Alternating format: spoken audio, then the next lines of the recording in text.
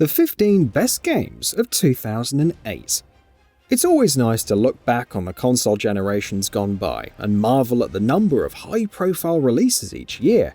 This is especially so when looking at 2008, which had excellent follow-ups in established franchises and awesome new IPs. Let's examine 15 of the best games that year, along with what made them so great. Before we begin, please consider subscribing and enabling all notifications by clicking the bell icon. With that out of the way, let's get started. Super Smash Bros. Brawl. Super Smash Bros. Melee served as the series' watershed moment, providing a near-perfect combination of gameplay, graphics, and music. Super Smash Bros. Brawl didn't win over everyone with some of its changes, hello tripping, but it was superior in a number of other aspects.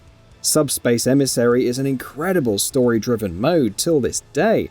The base roster was large, and grew even further with the addition of non-Nintendo characters like Solid Snake, Sonic the Hedgehog, and Cloud Strife, and the stage builder was introduced for creating one's own levels.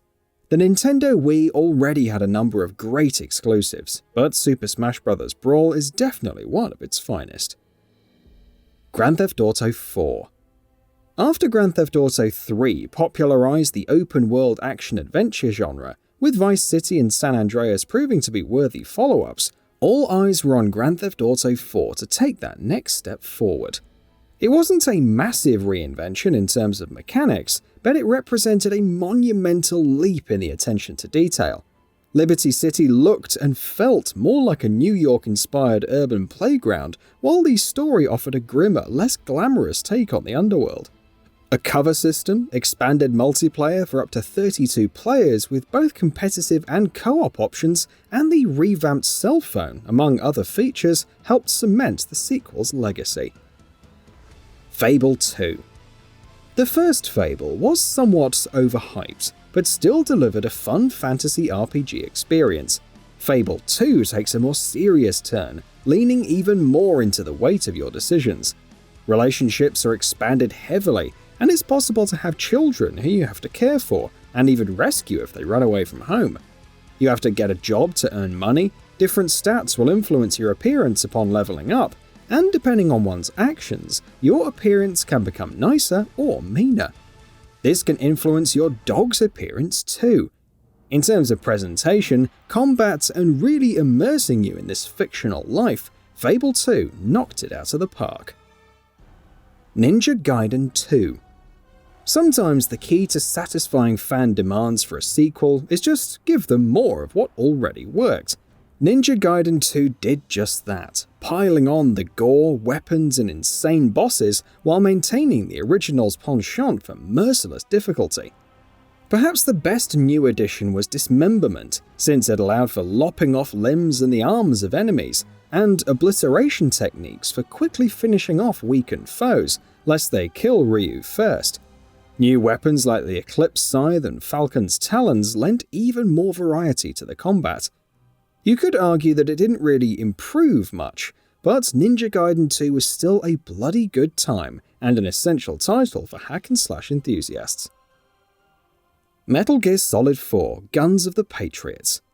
For being the first Metal Gear Solid title on the PS3 and serving as the epic conclusion to Solid Snake's story, it's impressive just how much Metal Gear Solid 4 Guns of the Patriots got right. The more action-oriented gameplay was handled well, while still providing avenues for stealth with the Octo Camo and the Psyche Meter. Memorable set pieces also abound, from battling the Beauty and the Beast unit to the chase in Eastern Europe.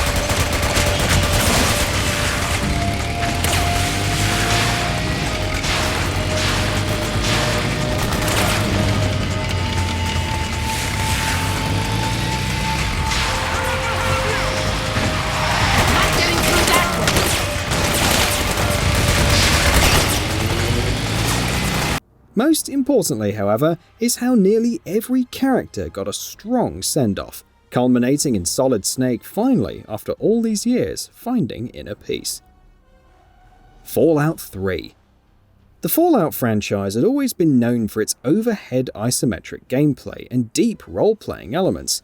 Fallout 3 would be the first title in the series to provide an FPS RPG perspective, mixing in decent gunplay with the same freedom of choice and strong world building that defined its predecessors. Memorable decisions like the fate of Megaton and stellar companions like Dogmeat and Forks, combined with strong writing, make it the best realization of Bethesda's take on the formula. And that's even with the multitude of bugs it suffered from. Persona 4. If Persona 3 was the breakout success that put the series on the mainstream map, then Persona 4 was the universally loved follow-up that raised that bar.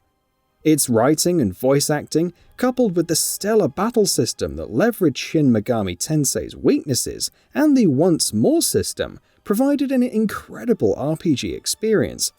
The plot was also incredibly involving, and getting to know each character was fun, owing to how well realized they were. Of course, it also didn't hurt that the soundtrack was also superb. Left 4 Dead. It's crazy to think just how much influence Left 4 Dead's brand of co-op PvE action would have on future titles. The dynamic of a 4-player squad dealing with hordes of zombies, with special infected that required specific tactics to beat, and an AI director that would constantly adjust to the action, resulted in one of the most addictive first-person shooters at the time. Such was the level of polish and fun that only the sequel has been able to surpass it to this day. Dead Space. The survival horror genre had always been known for its slow pace and flight before fight mentality, before Resident Evil 4 came along and blew things up.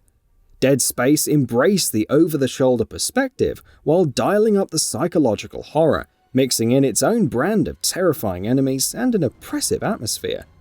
The Metroidvania-like level design meshed well with the exploration, while strategically shooting off the limbs of necromorphs never got old.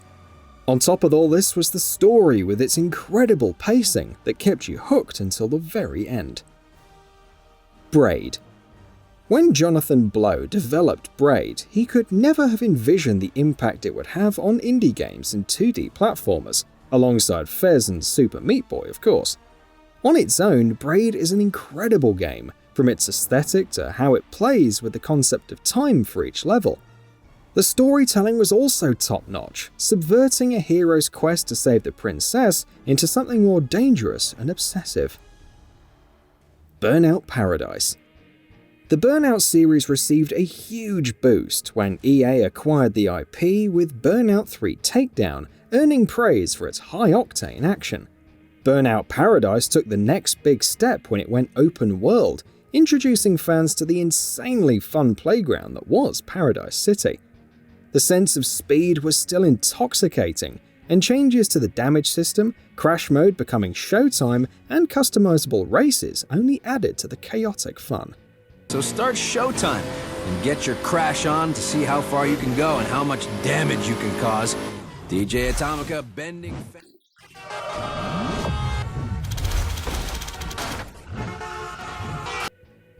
LittleBigPlanet. Creating a fun platformer that's accessible while having its own unique hook is no easy task, regardless of the console generation. But LittleBigPlanet wasn't just seeking to provide a new 2.5D platformer with great music and cute visuals to enthrall PS3 fans. It also introduced a robust toolkit that allowed for creating everything from individual levels to full-on mini-games that players could tackle solo or with friends. In many ways, it helped popularize the whole formula of play, create, and share, while introducing a lovable new mascot with Sackboy. Resistance 2. Insomniac's follow-up to Resistance Fall of Man made some very big strides in its campaign and multiplayer. The story, which saw Sergeant Nathan Hale and Echo Squad battling the Chimera, was on a much larger and darker scale than the original. This was further reflected in the massive bosses and conflicts that could occur. Various changes would make it less beloved among fans of the original, but Resistance 2 still delivered a compelling FPS campaign and some fun multiplayer shenanigans. Gears of War 2. After the amazing cover-based shooting of its predecessor, Gears of War 2 moved away from touches of horror into more action-oriented. The story was arguably better off for it, providing plenty of emotional moments and fun set pieces, ranging from weird, like battling through the Riftworm, to insane, like riding a Brumac. It also added Horde Mode, the wave-based battle against AI foes that brought years of entertainment and spawned numerous iterations on the formula. God of War: Chains of Olympus. Serving as a prequel to the first game, God of War: Chains of Olympus saw Kratos battling the likes of Atlas, Charon, and Persephone, along with mythical creatures like the Basilisk. Though developed for the PlayStation Portable, it retains the stellar combat of its console brethren, while introducing several new enemies, weapons, and puzzles. The only real criticism is the relatively short length, but make no mistake, Chains of Olympus is one hell of a ride. So what are your thoughts on this? Go ahead and share them in the comments below. And if you like this video, please subscribe to the channel and enable all notifications by clicking the bell icon to get new video updates. We upload every day and would really appreciate your support. Thanks for watching.